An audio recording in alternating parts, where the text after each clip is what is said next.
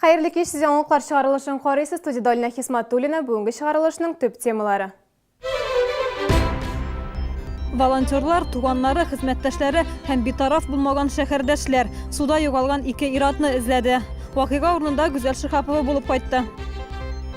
3 көнлек шул ук урында тагын 2 ират югалды. Бу очраклы хәлме, әллә криминалмы? Безнең сюжетта. ВИЧ статусыңны аноним һәм бушлай белеп була. Казанда махсус тикшеренү пункты эшли. Бүген 2 атналык югалган балыкчы Сергей Белокойны җирләделәр. Исегезгә төшерәм, 8 октябрьдә абыйлы энеле 2 балыкчы Кырныш авылы тирәсендә китә һәм хәбәрсез югала. Аларны эзләүләр бернинди нәтиҗәдә бирмәде. Бу ялларда аларның туганнары сорау буенча зур масштаблы эзләүләр оештырылды.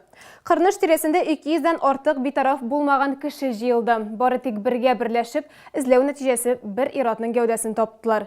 Эзләүләр барышын хәбәрчебез Гүзәл Шихапова күзәтте. Тихо, вот, по этому участку, так, именно по берегу, по камышам. Волонтерлар, коткаручылар, хезмәттәшләре, балыкчылар һәм битараф булмаучылар шимбә көнне елга буенда махсус штаб оештырды. Һәркемгә дә җирле утраулар күрсәтелгән карта бирделәр. Хәзер без көтәбез инде су өстенә чыгарга тиеш дип. Уже 2 атна вакыт үтте. Шуңа күрә яр буеннан да кешеләр эзлиләр. Яр тирәсендә дә кыйммәтле ишкәкле кимәләр белән, моторлы кимәләр ерак островларга киттеләр. Оннан карыйлар, кешеләрне анда ташыйбыз. Онда островларда җәяү йөрәячәкләр. Шуңа күрә даже Азнакайнан самолет килде. Югалган балыкчыларның туганнары яр буенда хәбәр көтте. Абыйлы энеле иратлар балыкка киткәннән бирле 2 атна вакыт узды. Башта балыкчыларның автомобилен таптылар, соңыннан камышлар арасыннан көймәләрен. Моторлы көймәгә бернинди зыянда килмәгән, хәтта өйдән алып киткән ашамлыклары да шул килеш.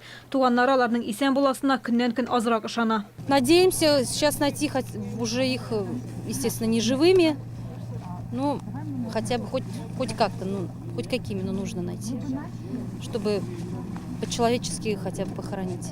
Эзләүләргә су астаучылары кушылды. Алар салкынга карамыйча су төбенә чумды. Кырныш авылында яшәүчеләр дә битараф кала алмады. Хатын-кызлар кайнар ризык әзерләп торды. Бу хакта интернет аша белгән балыкчылар вакытларын кызганмаганнар. Эзләүләрдә 30-дан артык көймә катнашты.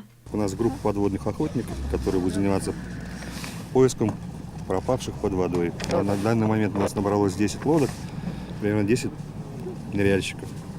Будем проныривать потенциально, так сказать, места, где можем обнаружить. Мы вступили в группу ВКонтакте, как бы там все читали постоянно, отслеживали, помогали в расклейке листовок. Ну и сами живем здесь, в деревне тоже, поэтому нужно помочь. Каждый человек может попасть в тяжелую ситуацию, и нам когда-то, может, нужна будет помощь. Ну, у нас, у русских, такая душа, где-то плохо, значит, там должны быть. Су өслеген вертолет белән тикшерделәр. Республиканың кеше судлар буенча баш инспекторы бу чарада үзе дә катнашты. Бер утрау янында кара тап барлыгын нәкъ менә һавадан күрделәр. То есть проверили острова пойменные, летали, высота была где-то метров 10 примерно, то есть каждый обследовали. Пока никаких вещей, лодок и вещей с лодки, как таких поплавки там или еще что-то, не нашли мы. Естественно, не нашли ни пострадавших, ни тел. Вот в этом месте мы предварительно обнаружили, значит, наблюдатели обнаружили предмет, похожий на ОЗК.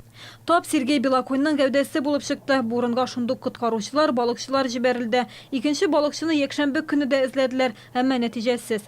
Тиздән су өсте боз белән капланачак. Эзләүләрне һава торышы бозылганчы дәвам итәчәкләр. Гүзәл Шихапова, Алексей Иванов, Яңалыклар. Кырныш тирәсеннән коткаручыларга тиз генә китәргә язмаган күрәсең. Шул ук урында тагын 2 балыкчы югалды. Берсе Чаллыныкы. Балыкка алар 3 көнлек китә, һава торышы аяз, тыныч була. Балык тотылды дип хәбәр салганнан соң элемтә өзелә. Туганнары, волонтерлар һәм коткаручылар эзләүләрне дәвам итә. Нина Снегур улы Николайның югалуына әле дә ышана алмый. 40 яшьлек ират тәҗрибәле балыкчы була. 21 октябрьдә дусты белән Искра ширкәтеннән Кырныш ягына китәләр. Бу урынны ул 5 бармагы кебек белә иде диянисе. Он никогда, чтобы где-нибудь остаться на ночь, ну даже вот уж скажу, где вот на празднике выпивает, он всегда домой. Он никогда нигде не останется. У них ребенок ДЦП инвалид. 11 лет он не ходит, поэтому он всегда дома. Поэтому мы вот, то, что нету его, Ну, мы сразу бросились. Соңгы тапкыр Николай белән тормыш иптәше сөйләшкән, улаңа судак балыгын тоттым дип хәбәр иткән. Ярты сәгатьтән соң абонентның телефонына шалтырата алмаганнар, туганнары шундук коткаручыларга мөрәҗәгать иткән. Вышли они на воду в районе 13 часов и уже через полчаса перестали отвечать на звонки. То есть телефоны уже были недоступны. Ну, по нашей версии произошло, скорее всего, опрокидывание. Возможно, как бы они и утонули там. Хәзер эзләүләрдә коткаручылардан кала туганнары һәм волонтерлар катнаша, автомобильләрен тапканнар. Коткаручылар тәҗрибәле балыкчыларның ничек юкка чыгуын һаман да аңламыйлар. Өстәвенә һава торышы да уңай торды. Узган елда да Кырныш тирәсендә бер балыкчы югалган, аны һаман тапмаганнар. Гүзәл Шихапова, Ксения Антонова, Ленар Султанов, Яңалыклар. Шәһәрдә агачлар саны тагын 5000-гә артты. Октябрь айында Чаллыда 50 000-гә якын агач куак утыртылды. Шимбә мәсендә 24 000-нән артык шәһәрдәшебез катнашты. Төрле оешма вәкилләре, башкарма комитет хезмәткәрләре, мәктәп укучылары кулларына көрәк һәм төрмә алып, шәһәрне ямьләндерүдә катнашты. Торак коммуналь хуҗалыгы хезмәткәрләре Шулман проспектында эшләде. Бу урында күптән түгел генә зур төзекләндерү булды. Яңа миләш үсентеләре исә проспектны тагы да бизәде.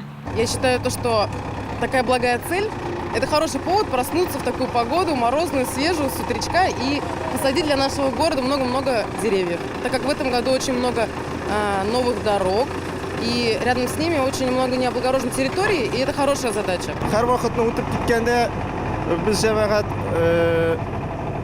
үзебезнең бу агачларны без утырттык дип без бик шатланачакбыз. Алдагыда да безне чакырсалар, без бик рәхәтләнеп агачлар утыртачакбыз. Хәзерге вакытта безгә бик нык тырышып эшләргә кирәк була. Агач һәм куаклар яңартылган парк һәм скверларга да утыртылды. Шәһәрдәшләр урамнарны яфраклардан һәм чүп-чардан арындырды. Это один из плюсов, который будет способствовать развитию нашего города, процветанию нашего города и сделает наш город самым чистым, самым лучшим. Өмәлләрдә катнашу ул кирәк, шәһәрне чиста тотар өчен. Шул ук вакытта бергәләп күмәк эшләгәндә без аралашабыз, фикерләребез белән. Чынлап та безнең бу өмәдә катнашу үзенә бер яхшы хисләр тудыра, матурлык, шәһәр матурлана безнең. Көзге чисталык айы 1 октябрьдан бирле дәвам итә. Активистлар шәһәрдә 18 чүплек урынын ачыклады. Уешмаларга айрым территориялар бүленде. Большей частью распределили таким образом, что где есть еще белые пятна, где мало деревьев, да, распределили организации таким образом. Все бюджетники, многие коммерческие организации подключились, да, у кого руководство как бы, действительно заботится о городе, да. То есть можно увидеть, если проехать по городу, что сейчас я как раз проехал по Чулману, очень много людей, кто действительно занимается хорошим таким делом, посадкой деревьев. Шимбә өмәсендә 1000-гә якын оешма катнашты. Бер көн эчендә паркларда, проспектларда, ишек алларында тәртип урнаштырылды. Чаллыда чыршы, миләш, алма агачларының саны артты. Гүзәл Шихапова, Алексей Иванов, Яңалыклар. Республиканың ит, сөт, кондитер продуктлар җитештерүчеләре КамАЗ мәдәният сарайы бинасында җыелды. Шәһәрдә республика күләм милли ярминкә исемле фестиваль узды. Татарстанның 40-тан артык эшмәкәре үз продукциясын тәкъдим итте. Аларны бәяләүдә безнең иҗат төркеме дә катнашты. Поверьте, нашим предприятиям есть чем гордиться. Замечательный ассортимент продукции, новые технологии, новые интеллектуальные возможности, новые торговые возможности. Я думаю, что сегодня между собой обязательно участники пообщаются. Катнашучылар танышты да кыска вакыт эчендә үз сатып алучысын да тапты. Мисал өчен бал җитештерүчеләр Баулыдан ук килгән. Шушы ярминкәләр аркасында безнең как бы сатып алучылар күбәя. Без телевизор караучылар да бар, монда күрүчеләр бар. Безнең монда как бы каждый нидә үзебезнең визиткалар бар, телефон номерлары, адрес. И звонить итәләр. Вот шушы ярминкәләр аркасында оптовый үзебезнең покупательләр барлыкка килә. Тиздән Чаллы һәм республика кибетләрендә Татарстанда җитештерелгән көнбагыш барлыкка килергә мөмкин. Эшмәкәр ярминкәгә аларны сату урыннарын барларга килгән. Бу ярмарка безгә бөтен яктан да ярдәм итә инде. Во-первых, безнең продукцияны бөтен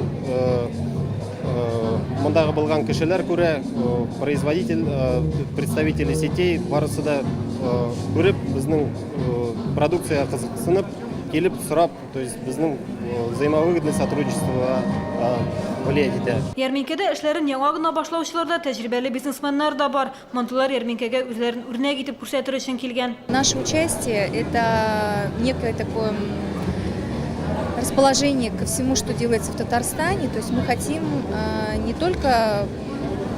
это больше поддержка наша даже, вот этого конкурса, этого фестиваля, потому что мы участвуем уже не первый раз. Несмотря на то, что мы очень крупный бренд наш федеральный, но мы считаем, что так как наше производство находится на Набережных Челнах, кондитерское производство, мы должны поддержать этот проект. Шәһәрдәшләр ярминкәгә республикада җитештерелгән продуктлар белән танышырга килгән. Кайбер ризыклардан авыз итеп тә карадылар, сыйфатын югары бәяләделәр. Очень хорошо относимся и очень с большим воодушевлением. И я считаю, что все-таки местные производители у нас ценятся не только у нас, в общем-то, и везде. У нас хорошая продукция, свежая, самое главное. И не знаем, из каких экологически чистых районов все это делают и привозят. Бу проектны булдырырга Рөстәм Миңнеханов тәкъдим итте. Җитештерүчеләр бер тавыштан хуплап алды. Бәйгенең нәтиҗәсе буларак республикада махсус бренд булдырылачак. Гүзәл Шихапов, Алексей Иванов, яңалыклар. Үзеңнең ВИЧ статусыңны бел. Илнең төбәкләре буенча ВИЧ-ка тикшеренү акциясын оештыручылар Россиялеләрнең нәкъ менә шуңа дәшә. 18 октябрьдә әлеге акция Казанда старт алды. Башкала исә әлеге акциядә катнашучы 9-нчы шәһәр булды. Эстафетаны ул Уфадан кабул итте. Тулырак алдагы сюжетта.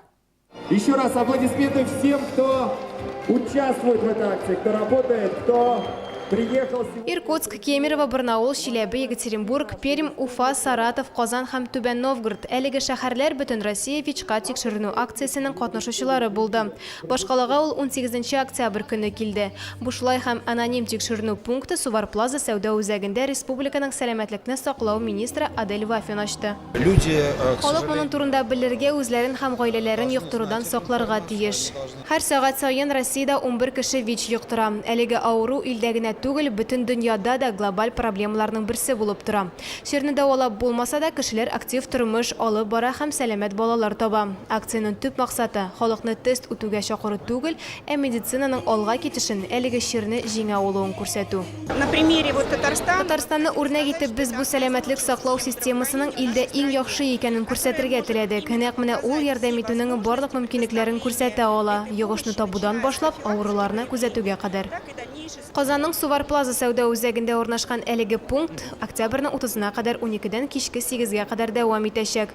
Барлык мәгълүматларны сез www.aspidi.ru сайтында таба аласыз. Алина Хисматуллина, Алексей Анисимов, Дамир Низамов, яңалыклар. Бу сезгә ишеткерәсе соңгы мәгълүматыбыз иде. Мин Алина Хисматуллина сезнең белән сау булашам. Исән-имин булыгыз.